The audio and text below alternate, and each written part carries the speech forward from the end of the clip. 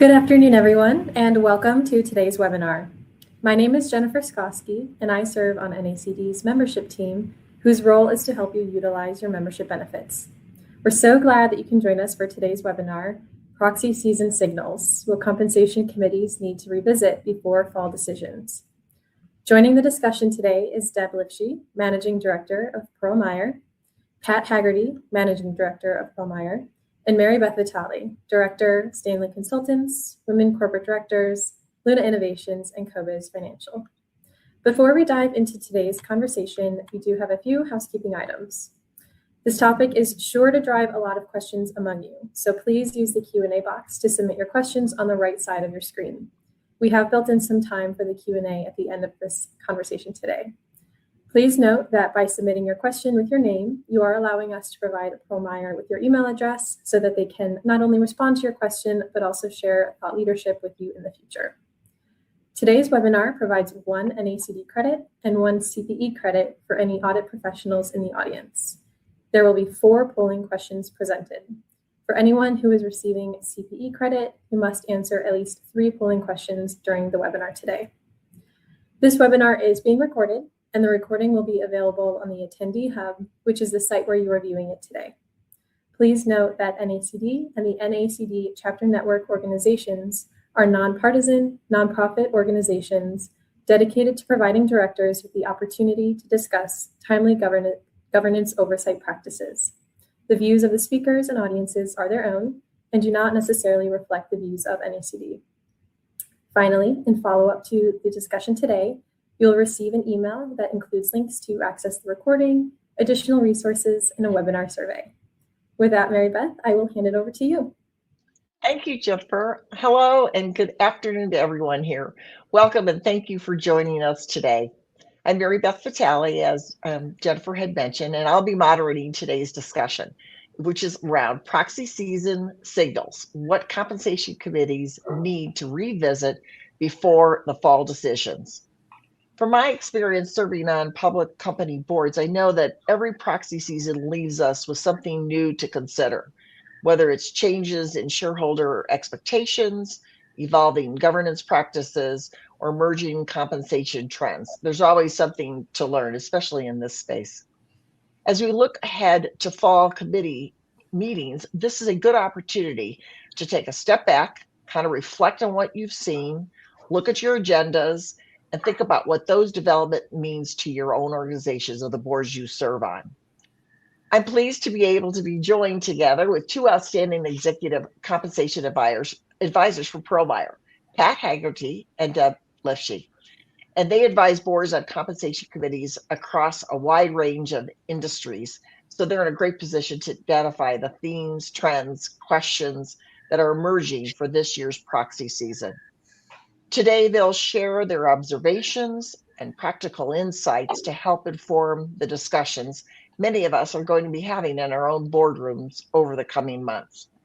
I hope that you'll leave today's session with a few useful perspectives and questions to take back to your own board and your committee discussions. I'll turn it over to Pat.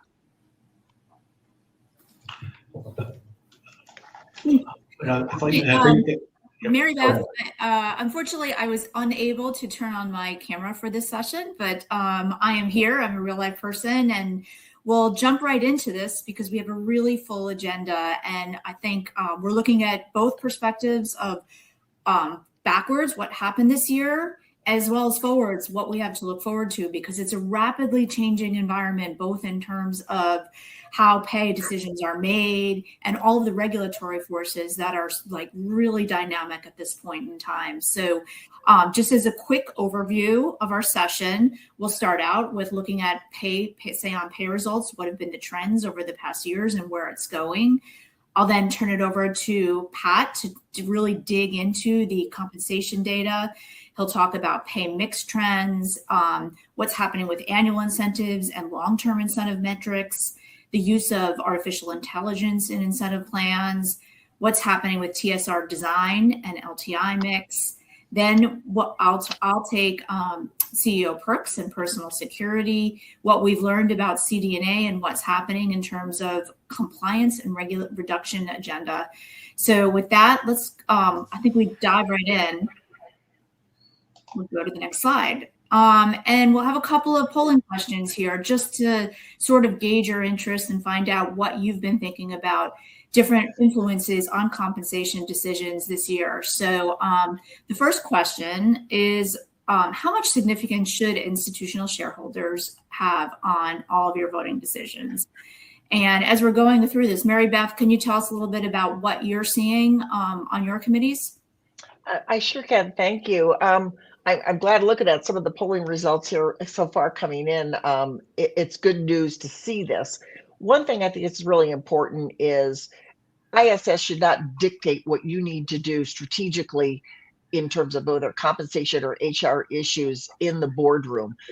They're a barometer. We want their votes, but I think it's really important to do what's right for your organization. So the committee should know how ISS views your compensation plans, because that's where the vote is coming in on that area. And so and then in that respect, you need to know, are your investors that are in your cap table, the largest top 10 investors, do they just blindly take what ISS says of how to vote their shares? Or do you have an opportunity to talk about why you're making a particular decision that ISS didn't think was appropriate, but then you have justification for that? So I think it's important for the comp committees to be able to address those issues, know who your shareholders are, how they're going to vote. And if you go to their sites of your shareholders, or like a BlackRock, or they'll tell you whether they do that or they will take solicitation from management in terms of what their value is. So I think that's an important thing for the comp committee to take into consideration. Excellent. And as this is not a surprising result. We have the majority or the, at least half of the respondents say that it's important, but not determinative, which is where I would have expected it to come out, particularly in light of what is happening in the past year on the regulatory front. The ISS and Glass Lewis have been under scrutiny with questions about transparency and competition and the appropriate role of proxy advisors. And what we have seen, many of you will know already, is that we have JP Morgan Asset Management and Wells Fargo through Broadridge have really turned away ISS information. So to your point, Mary Beth, you have to know, who your investor is, what they're following, and how much reliance they are placing on ISS at this point. Let's go to the next slide, please. And so here we turn to a topic that's it's interesting and near and dear to our hearts. So for almost 15 years, we've had this regime where we have advisory say on pay, right? And this came about as part of the Dodd-Frank Act. And what most of us have seen over the years is we're not getting a whole lot of data about what investors think, because it's almost always strong majority approval. We usually have it averages about 92% approval on say on pay. But even though we always find as compensation consultants when we're advising, you shouldn't just sit and rest because you have 92% approval rate. You really want to see, okay, what's my approval rate and how this is just the starting point. Committees should really be looking for change from prior year, if there's concentrated opposition, any proxy advisor concerns or feedback from key shareholders. So, we look at the vote as a signal, but not a place to overreact to results, because on one hand, it could be the against votes could be targeted by a single issue that might be unrelated. And on the other hand, we get majority approval most of the time, strong majority. So then, to bring in the next, if we could go to the next slide, please. How much impact does ISS have? Well, if you look at just the narrow issue of say on pay, it does impact say on pay support. On average, over the years, we've seen, if you get an ISS against vote, it can impact the percentage approval by about 25 percentage points. And that's a lot, to start seeing what we see here in the red tracking line of a low support.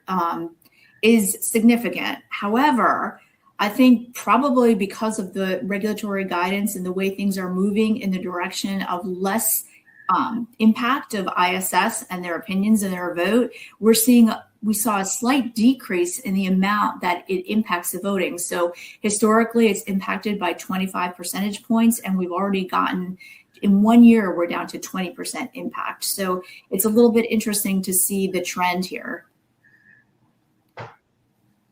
So we can move on to the next slide now, and I'll turn it over to Pat. Yeah, thanks, Deb. So I'm going to go over some of the compensation trends that we're seeing. First, I'm going to talk a little bit about the database that we use.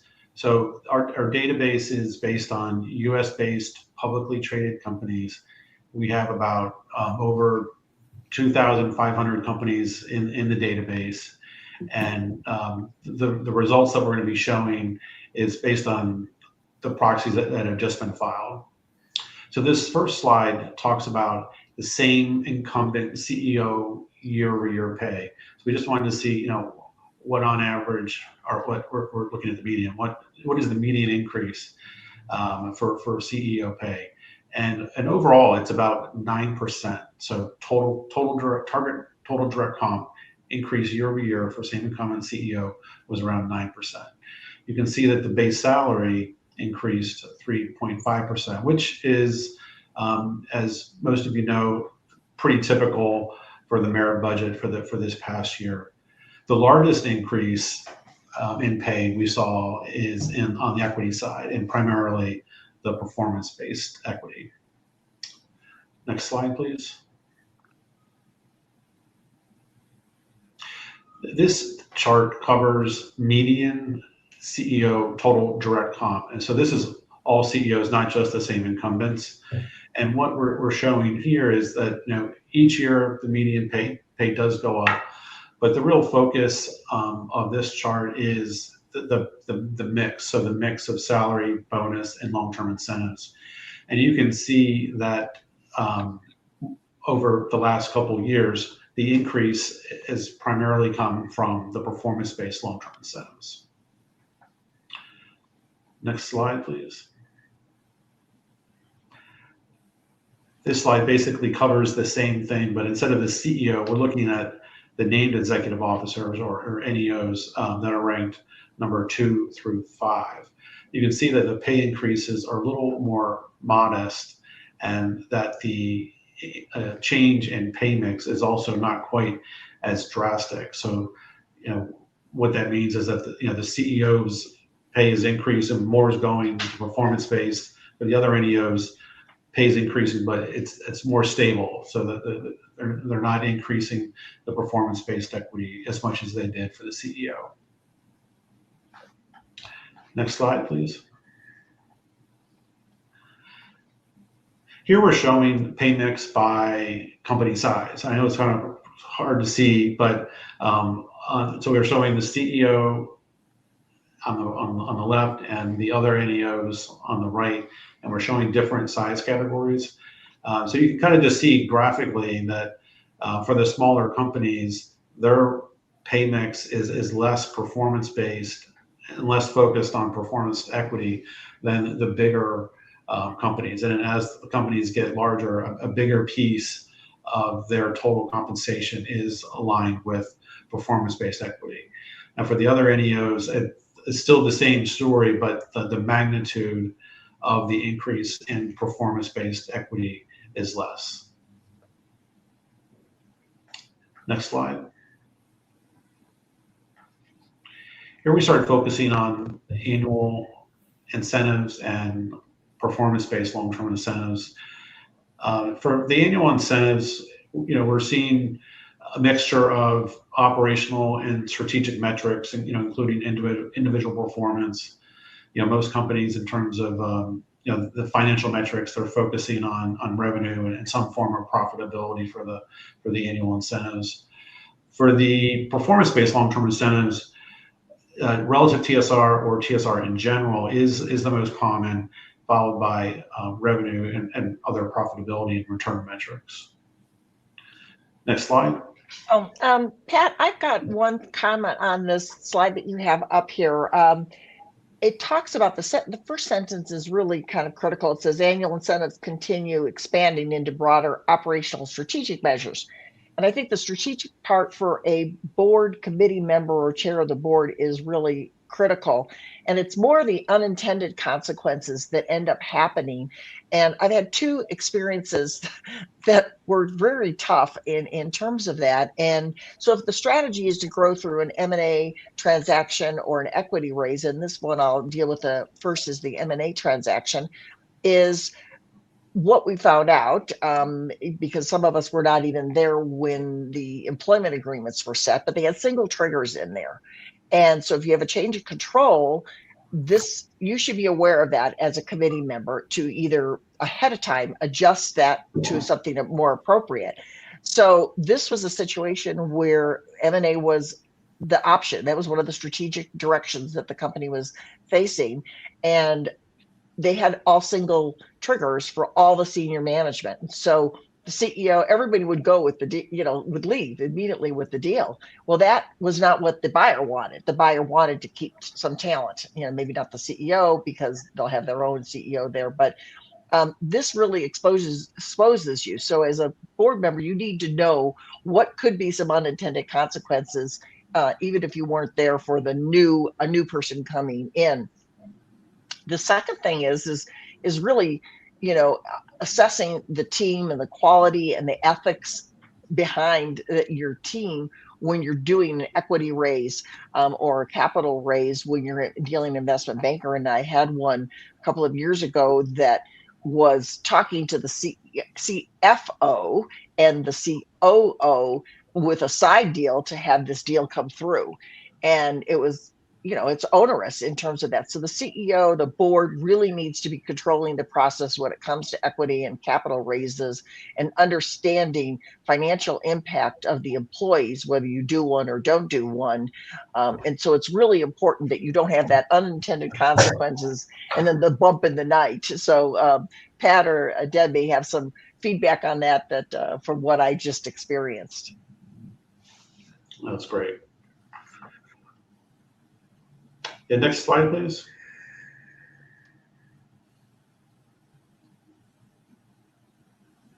Okay.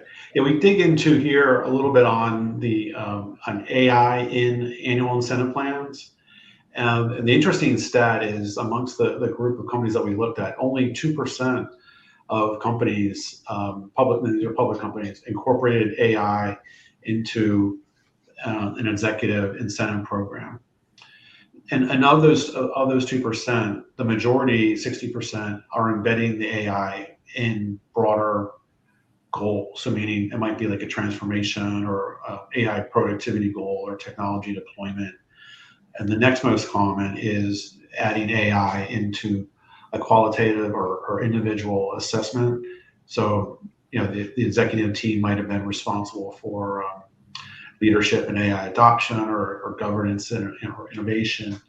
And lastly, the smallest percent, 12% of the two, had actual, like a weighted AI metric in their annual incentive plan.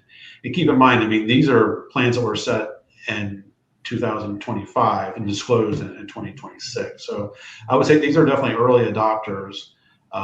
And we're going to have a polling question about AI and incentive plans later. Yeah, Pat, you and I were talking earlier about this, and I think sometimes the board now is ahead of management when it comes to AI incentive, toggles or goals for that. I think it's really imperative that if you measure it, you should incent it, and it should be in there. It may be small at first. And what I'm finding is it's so critical right now. For one thing, your employees of the company that you're on the board of, they're using AI, whether management knows how much they're using it, in what format, but they're using it to do their job quicker, better, faster. They're using it for, have an advantage in terms of building their particular thing that they measure on it. So if we think of about by 2030, 70% of the workforce is going to be either Gen Z or millennials in there. And so those people are, they're native to this. And I think it's really going to make a difference. And when we look at discretionary bonuses, which is now starting to become in favor for the CEO and maybe the maybe the 5 proxy group people in there, that has not been something that has been utilized in the past, because it was kind of like, oh, if you're friends with the CEO, you're doing this, and or not friends and you're doing detrimental to the CEO. But discretionary bonuses really are becoming a little bit more in favor. And I think this is where an area for AI incentive could be considered. Something small, it's discretionary of how they're looking at it, because there's it's going to start with the workforce. And so how the workforce attracting the talent, training the talent, and compensating them may be an area that we can look at, because we're not going to have all the talent we need. So how do we go about it? And maybe that's where something discretionary has come there. So I'm a big proponent of it, and I think sometimes the board is ahead of management, so you kind of need to bring them along in looking at it. That's great. Those are great comments. Next slide, please.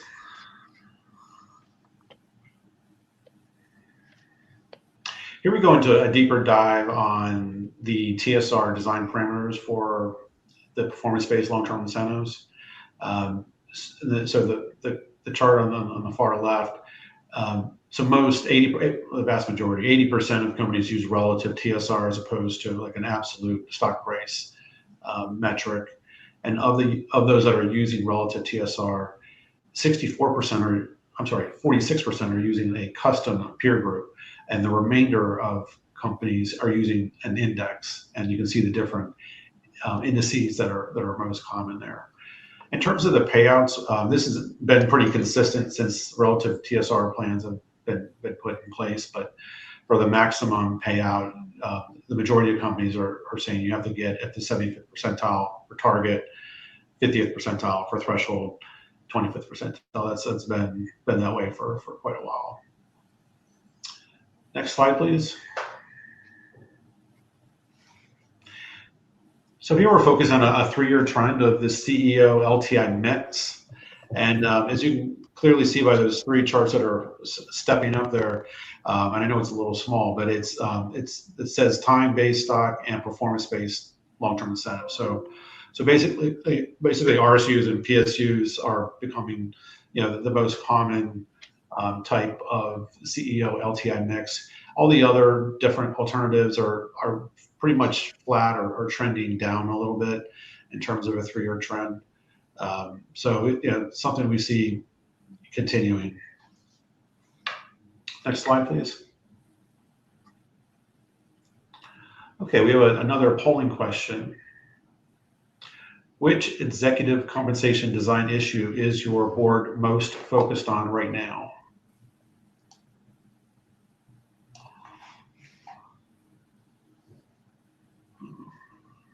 Okay, interesting.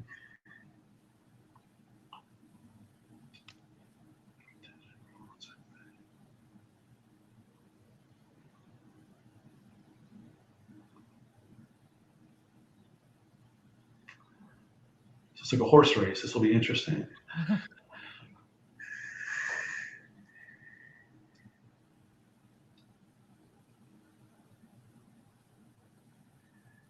Well, I mean, those 3 elements are, I would say, pretty important at the committee level in terms of their charter and responsibilities. So I guess we shouldn't be surprised that there's a pretty even mix of the 3 of them. So that's interesting. Yeah, next slide. Thank you. So this chart, it's kind of hard to see, but basically what we're showing here is the difference between annual incentive plan pay performance leverage versus that in long-term incentive plans. And it's kind of like a rule of thumb. I'm sure you've all heard. If your threshold payout is 50% of target and your maximum payout is 200%, the performance element is generally 85 to 115% of target. And what we've shown here, and then in other studies, and it goes back a couple of years. I mean, it does vary by certain metrics. So certain metrics, there's usually a wider range. And certain other metrics, it's a little tighter.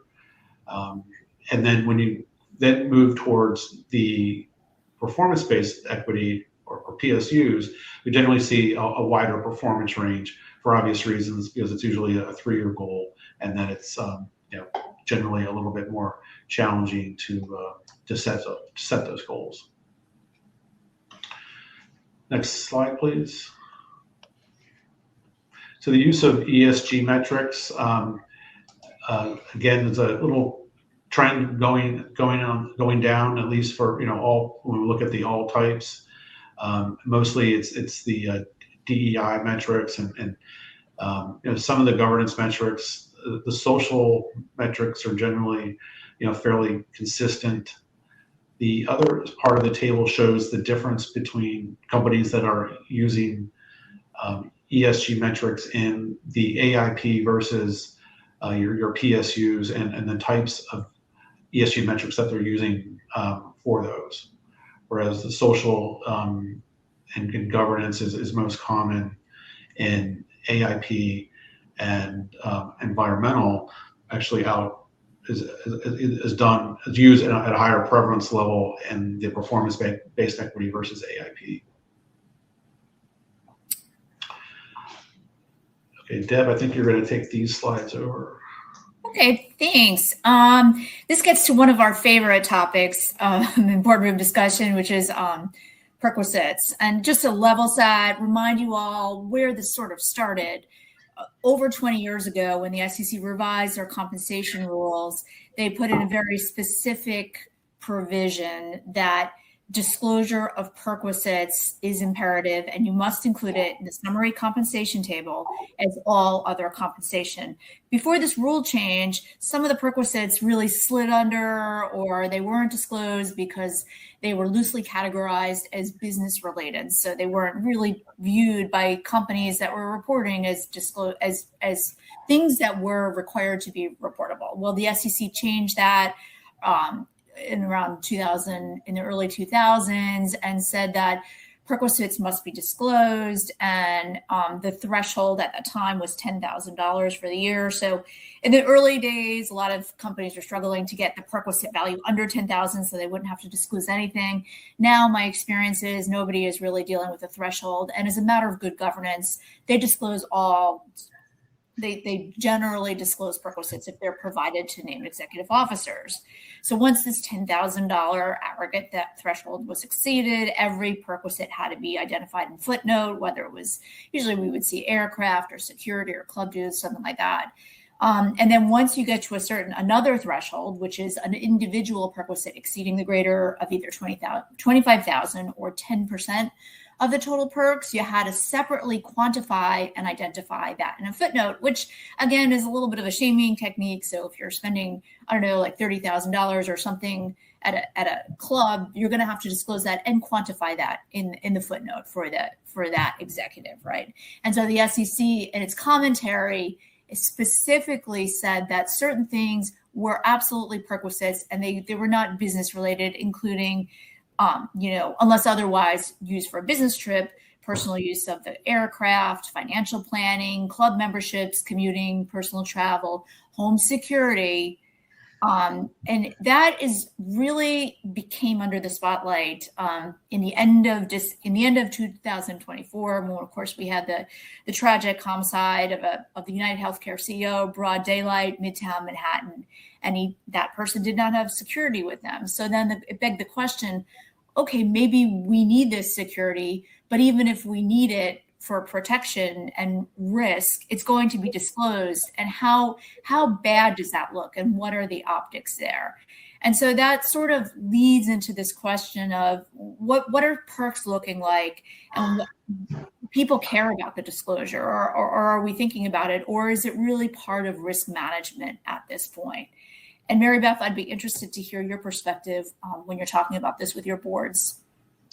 Yeah, I think risk management, I'll talk a little more in depth on the next slide about the security aspects that the board needs to pay attention to. But I think just basic things along with one, you should be transparent anyway. The shareholders should know where the money is being spent and why. It goes back to even the ISS point that I was making is do what's right for the business, but explain it. You have an opportunity in your proxies to explain if you think something's going to be an eye popper, that you want to make sure that there's justification and reason why, even though maybe in commonplace, a small teeny company may not do the same things because they don't have the wherewithal of it. So I think on this particular area, it's really important to have the verbiage around it, textualize it, why you're doing this. And I think obviously, given the environment we're working and living in right now, security is really important. And I'll make some comments on the next slide.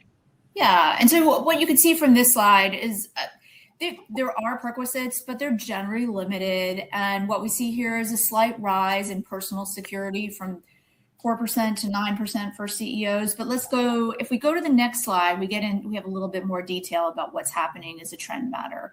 So here you see it's going up a little bit. Your personal security is going from 4% to 9% on your CEO, and the value has gone up a little bit. And so I think people are paying attention, and as Mary Beth said, it's more of a risk management issue than an optics issue at this point.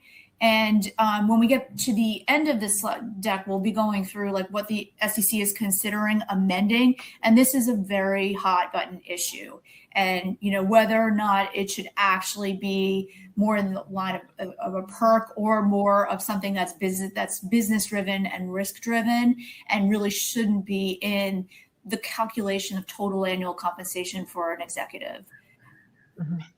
Yeah, Deborah, you're spot on this. And I think what the board members need to consider is your number one responsibility. There's 3 pillars that you have to follow, but the number one is hire, fire, compensate, evaluate the CEO, and have a succession planning in place. So the risk around that, when bad things happen, it falls on the board making sure they've mitigated some of the risk.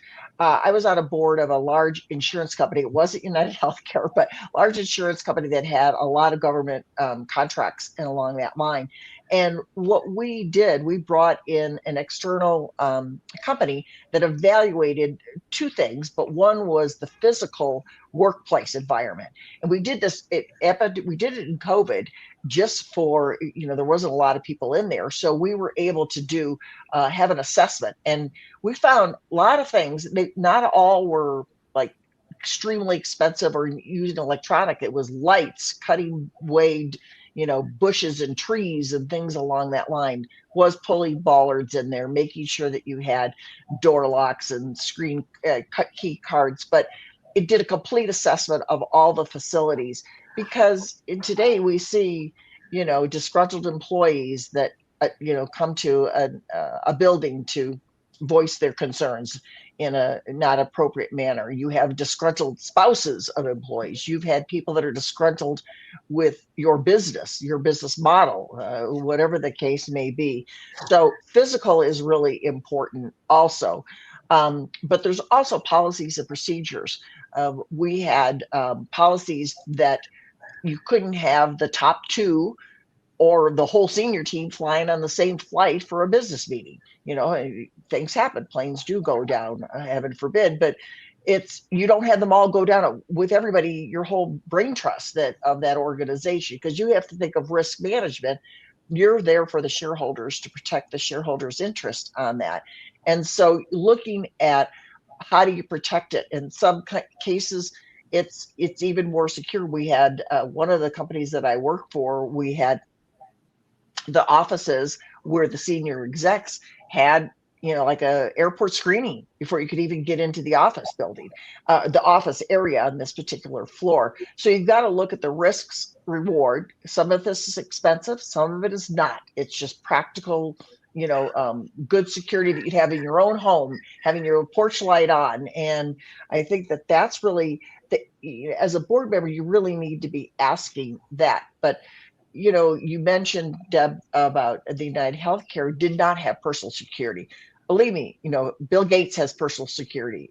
Jeff Bezos they have personal security. So depending on the size of the board that you're on and the risk mitigation, you need to be thinking about and asking management to either have an assessment and to address that issue, because it's very important to have it solid. 100%. And, bringing it full circle back to, okay, if we look at it from a compensation perspective, it really is about optics. The test for disclosure of perquisites is whether or not something is integrally related to the job. And one could argue that having protection so you don't lose your executives is integrally related to the job. And so why should that come through in the summary compensation table as the value of compensation provided to an executive? It's really a benefit to the company in most cases. So let's move on to our next topic, which I think Pat will be taking. Yep. Yeah, we have another polling question. I'm very interested in this one. How should compensation committees approach AI in incentive plans?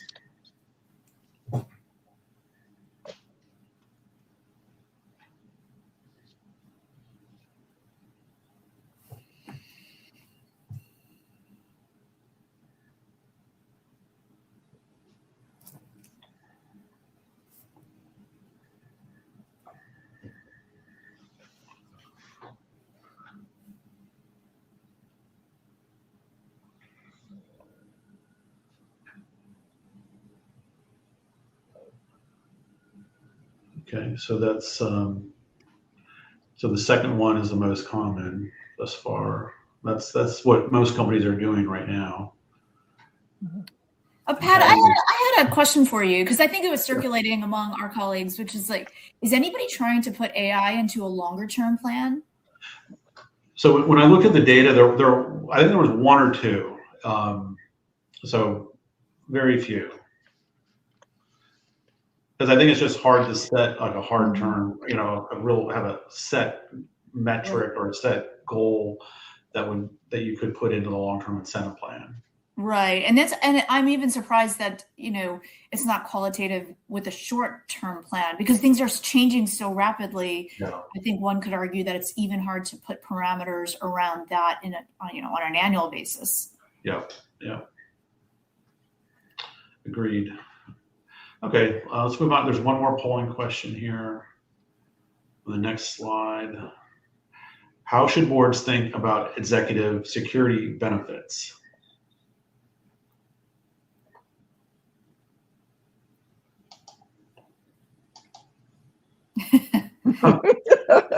Well, maybe I advocated too strongly. Yeah,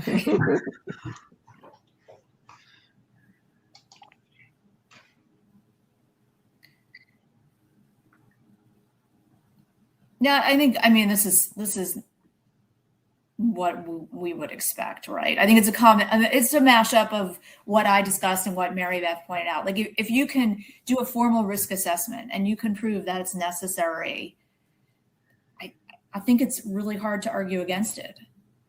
Mm-hmm. Yeah.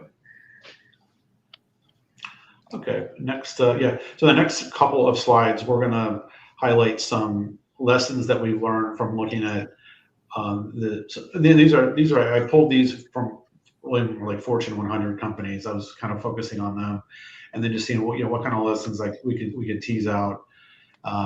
So the first part is aligning metrics with strategy. So as we all know, most companies for annual incentives, at least, they'll focus on, say, revenue and profitability and maybe some individual metrics. Here's a couple of examples where I thought it was pretty interesting, where they had a strategic priority and they focused in on that priority and developed a weighted metric to align with that. So for a big retailer, customer experience is not a big surprise. IT and revenue driven by AI. An auto company had quality and EV volume metrics. So I think in my mind, it was just helpful to understand when companies talk about their strategy in their CDNA, and at least in these examples, they're putting incentive metrics that are aligned with those. Okay, next slide, please. So demonstrating rigor is always something that's challenging. It's sort of, a lot of times it's hard to prove. It's hard to discuss in CDNAs and provide provide evidence of rigor. There's a few examples that I found were companies I thought did kind of a unique job of explaining and providing a good rationale and signal about how they are increasing the rigor in their incentive plans. Next slide. Yeah, adjustments. So most companies will make adjustments for various reasons. These examples I pulled out were, in my mind, a little more unique.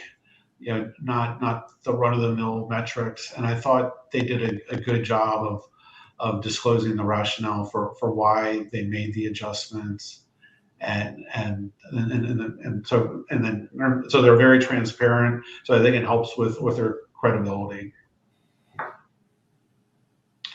Next slide. Yeah, so the use of discretion.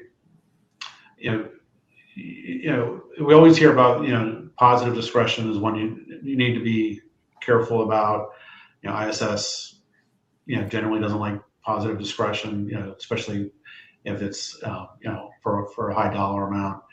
But there are companies that also use negative discretion, and here's a few examples of that in terms of why they did it, how the decision was reached, and how the outcome was aligned with shareholder interests.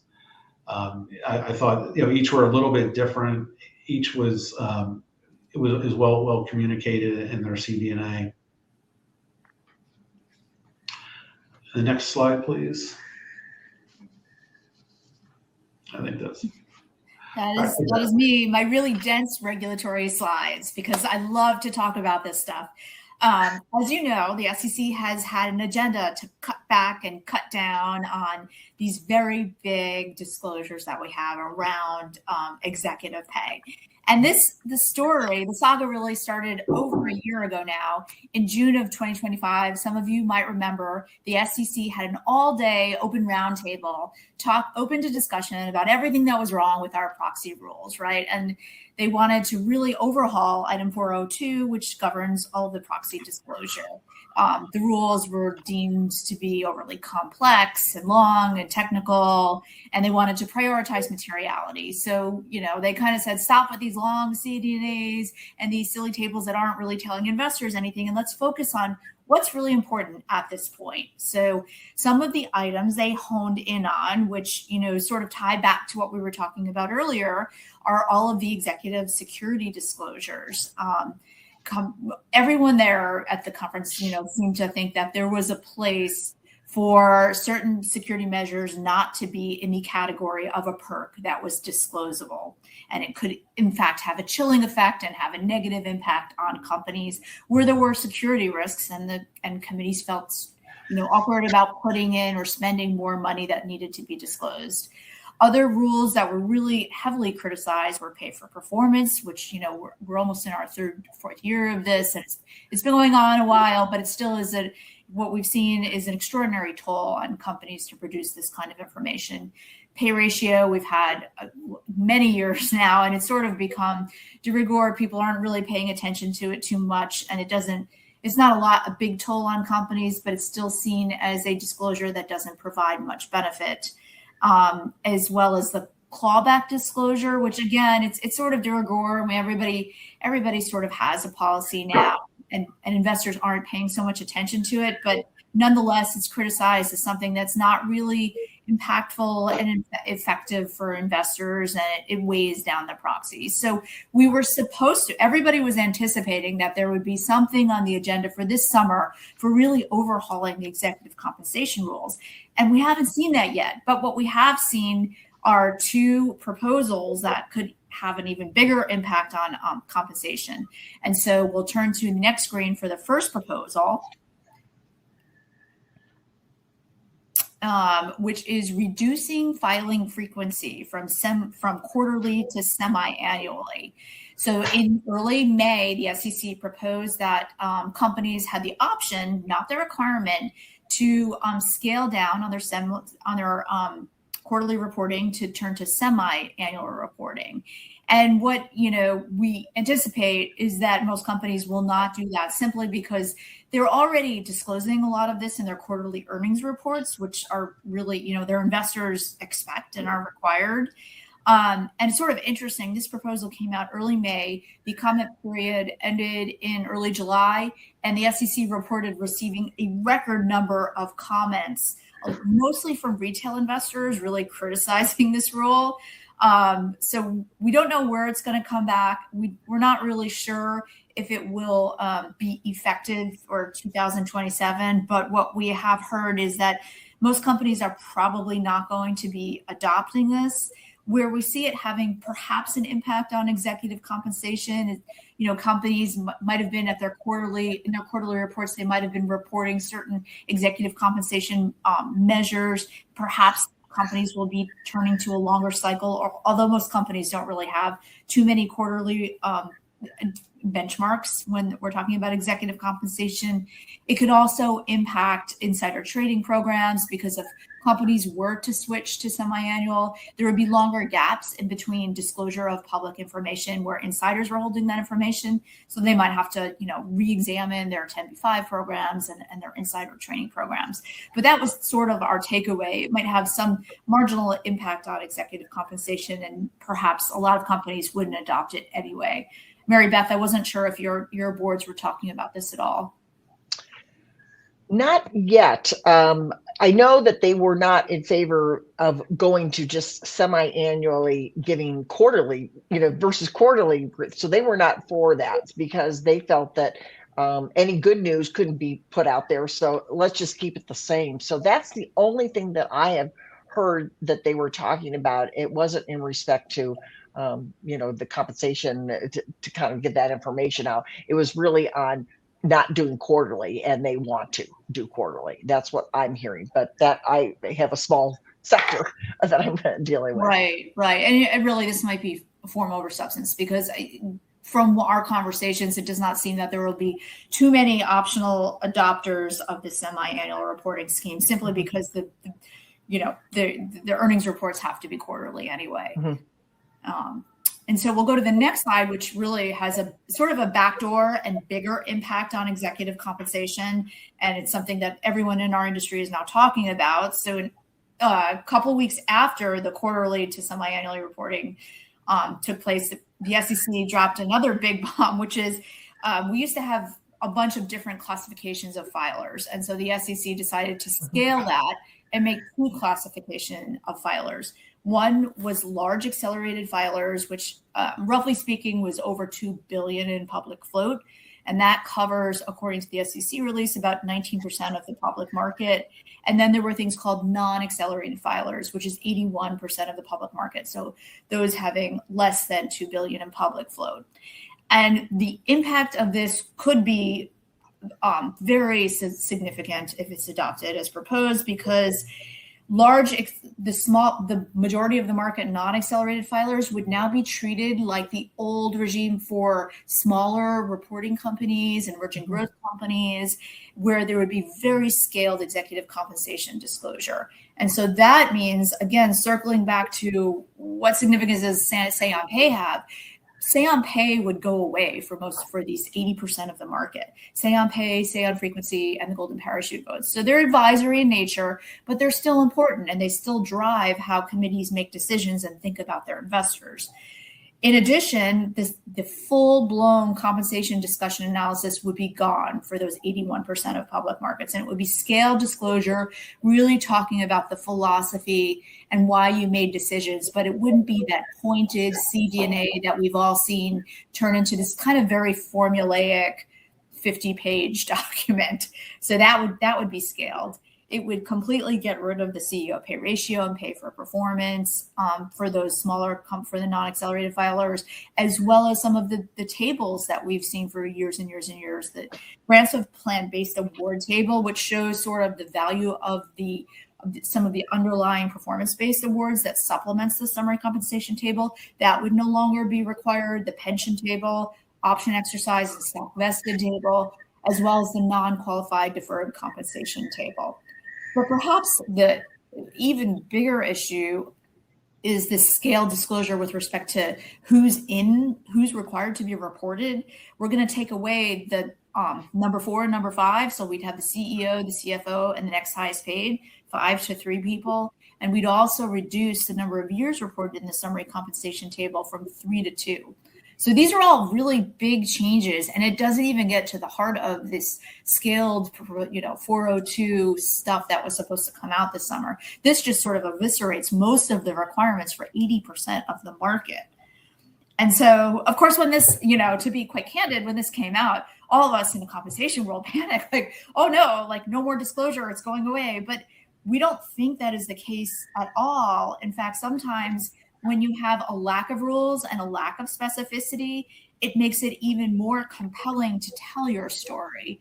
So our position is really that if we don't have all these stringent rules, there's going to be even more of an onus on the compensation committee and the board to show that they've exercised judgment, to show the tie between pay and performance in the absence of all these tables, and show that there was a lot of governance behind all of the decisions that are being made, and to provide that in a disclosure that speaks to investors and still shows all of these really important philosophical discussions.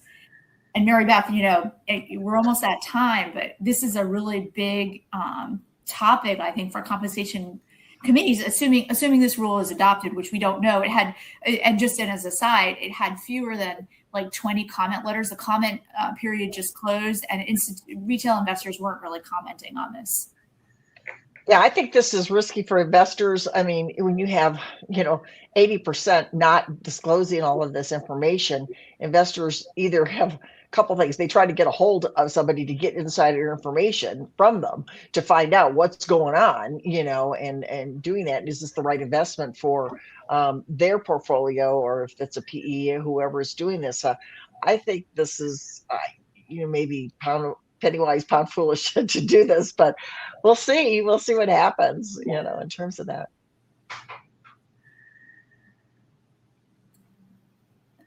I think we are coming to a close now.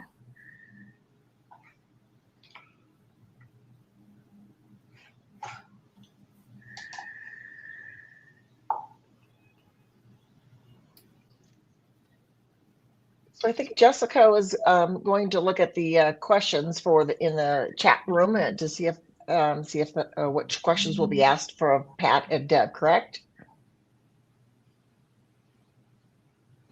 Yep, and it looks like we have the first question up on the screen. Are you seeing a higher bar for board documentation around security, travel, and other executive benefits, especially where the line between personal benefit and business necessity can blur?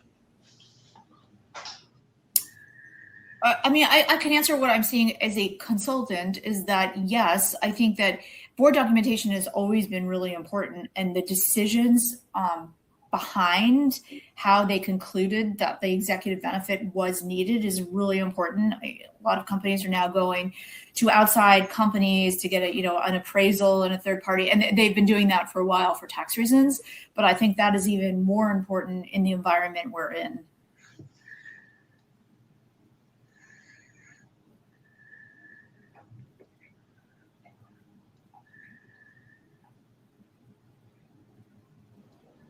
Looks like we have time for a couple more questions. Here's another one. Without annual say on pay for many issuers, what alternative mechanisms can boards use to maintain a structured, reoccurring dialogue with long-term shareholders on compensation and capital allocation? Well, I'll start this, but I'd be interested to hear what Mary Beth and Patrick have to say about this. I mean, I do think just because there isn't an annual say on pay does not mean that you don't have to tell your stories, double negatives, to your shareholders, right? So I think the disclosure, even if this rule becomes effective, I don't anticipate that 2027 will see a drastic decrease for these 80% of filers just because there is not say on pay. You still have to tell your story. You still have to show an alignment of pay and performance. I think shareholder outreach continues to be important, and that will continue to happen. And I think that, showing alignment, showing philosophy, and showing process will continue to be paramount when you provide disclosure in your proxy statement. Yeah, Deb, you're spot on. I think, when the annual say on pay came about, it was for a few bad players maybe out there. The proxy is your tool there. You've got the proxy in there. You're putting in the salary of your the top 5. I don't know if it goes to the top 3, but it's really important to give that information, do it. The say on pay wasn't going to be, you didn't have to take action. If you were voted down, you took note, but you didn't have to take action since it wasn't a mandatory. So I think, I think everyone will continue to put their pay information of the senior executives as well as the board in the proxy. And, if they have further questions, ISS could ask those questions too to get that information out of it. So versus having the need for the say on pay vote.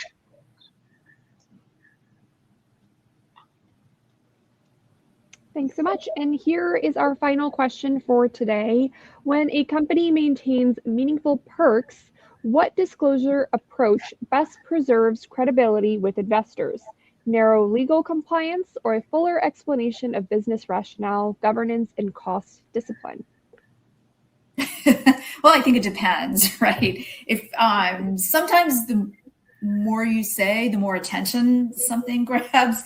So this is very, very facts and circumstances driven.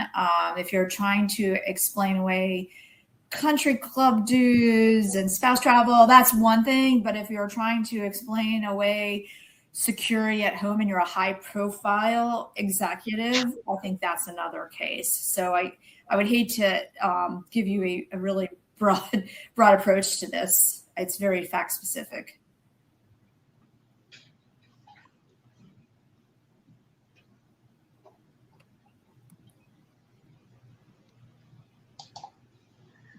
Great. Well, thank you so much, Deb, Pat, and Mary Beth, for a dynamic and timely discussion today. In follow-up to today's session, you will receive an email that includes links to access this recording as well as a webinar survey. We would love to hear your feedback and comments. Don't miss our next webinar in the Compensation Committee series, which will take place on October 27th this year. And if you have any questions, please reach out, as always, to our team, boardadvisor@nacdonline.org. Thank you all.